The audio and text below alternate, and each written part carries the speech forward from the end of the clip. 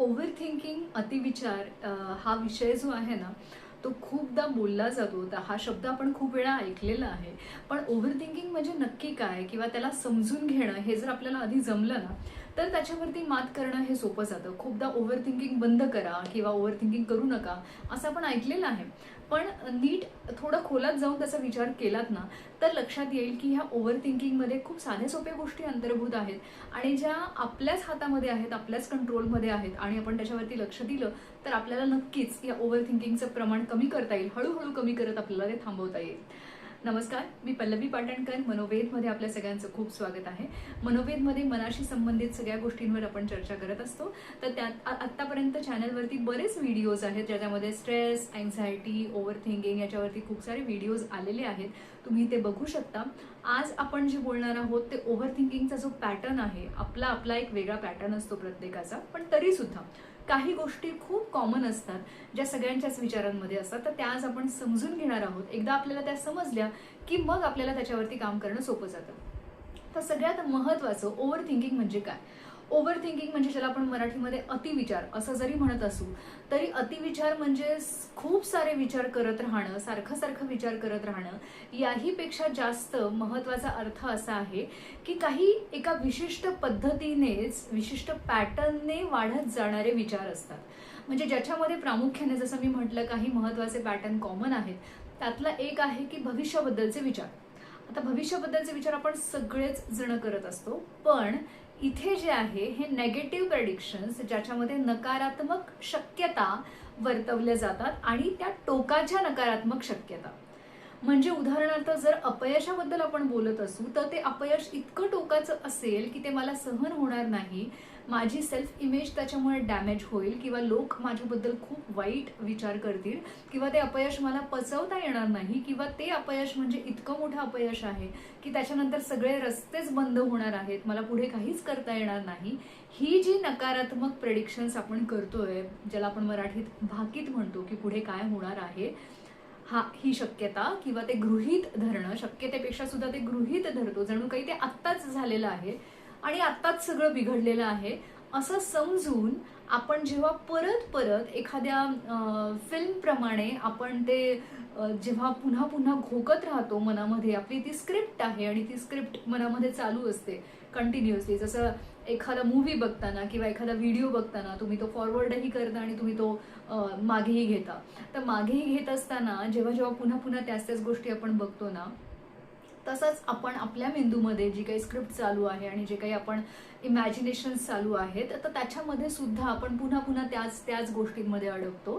तिथेच पुन्हा पुन्हा तोच अनुभव घेतो आणि ज्याला आपण ओव्हर थिंकिंग असं म्हणतो. मग त्या पॅटर्नमध्ये जसं आपण आता म्हणालो की नेगेटिव्ह प्रेडिक्शन्स हा एक झाला.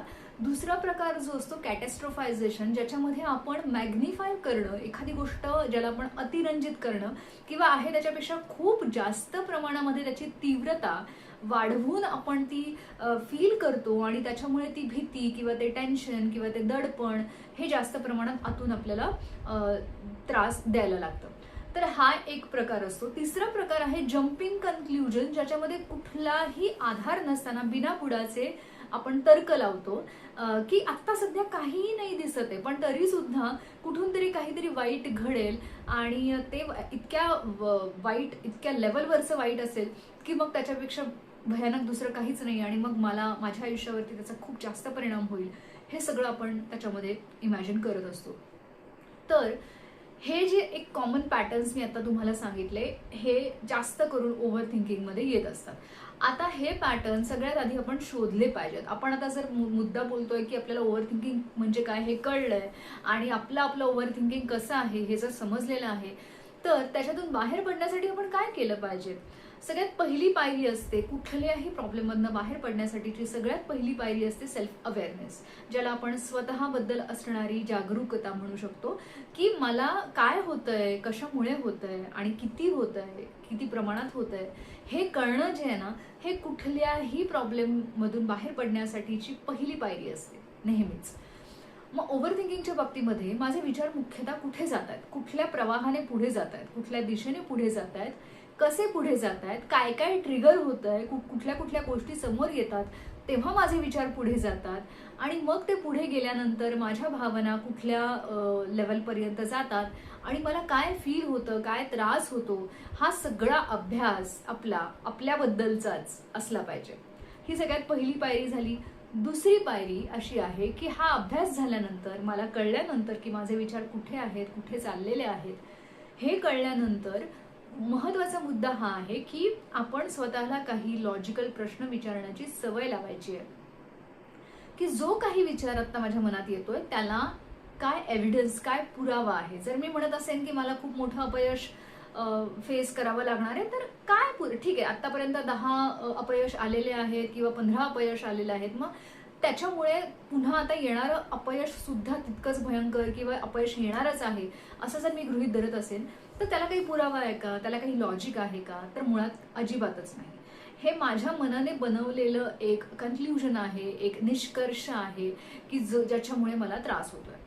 दुसरी गोष्ट, माझ्या आयुष्यात काहीतरी भयानक घडेल, काहीतरी भयंकर घडेल, मग ते आरोग्याच्या बाबतीत असेल, नात्यांच्या बाबतीत असेल, भविष्याच्या बाबतीत असेल, परफॉर्मन्सच्या बाबतीत असेल, तर ते जे काही भयानक घडणार आहे आणि ते किती लेवलचं घडणार आहे हे जर मी आत्ता परत परत मनात घोकत असेन, तर त्याला काय लॉजिक आहे, काय पुरावा आहे किंवा कुठला त्याला बेस आहे. आणि नसतोच, बऱ्याचशा या नेगेटिव्ह प्रेडिक्शन्सना कुठलाही बेस नसतो. पण हे आपण स्वतःला विचारणं, सांगणं हे खूप महत्वाचं आहे. दुसरी गोष्ट, माझ्या कंट्रोलमध्ये काय आहे, माझ्या कंट्रोलच्या बाहेर काय आहे, या दोन गोष्टी पूर्णपणे वेगळ्या करणं.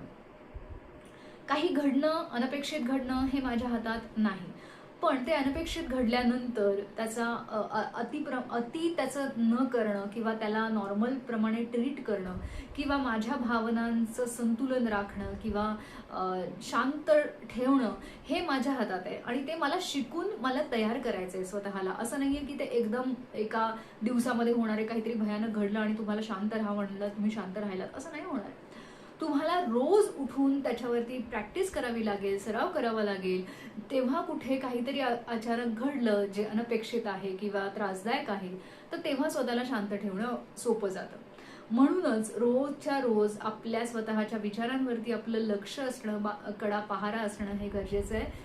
दुसरी गोष्ट, आपण म्हटल्याप्रमाणे की आपल्याला स्वतःला लॉजिकल प्रश्न विचारायचे आहेत की याला काय पुरावा आहे, याला काय आधार आहे, आणि नसेल तर मी तो विचार माझ्या मनाच्या बाहेर पाठवत आहे. तिसरी गोष्ट, आपण बोललो कंट्रोलबद्दल. जे कंट्रोलच्या बाहेर आहे ते सोडून देणं आणि जे कंट्रोलमध्ये आहे, जे माझ्या हातात आहे, की प्रयत्न करत राहणं माझ्या हातात आहे, उमेद न सोडणं माझ्या हातात आहे, माझ्या प्रयत्नांमध्ये सातत्य राखणं हेही माझ्या हातात आहे, नकारात्मक गोष्टींना लेट गो करणं हे माझ्या हातात आहे.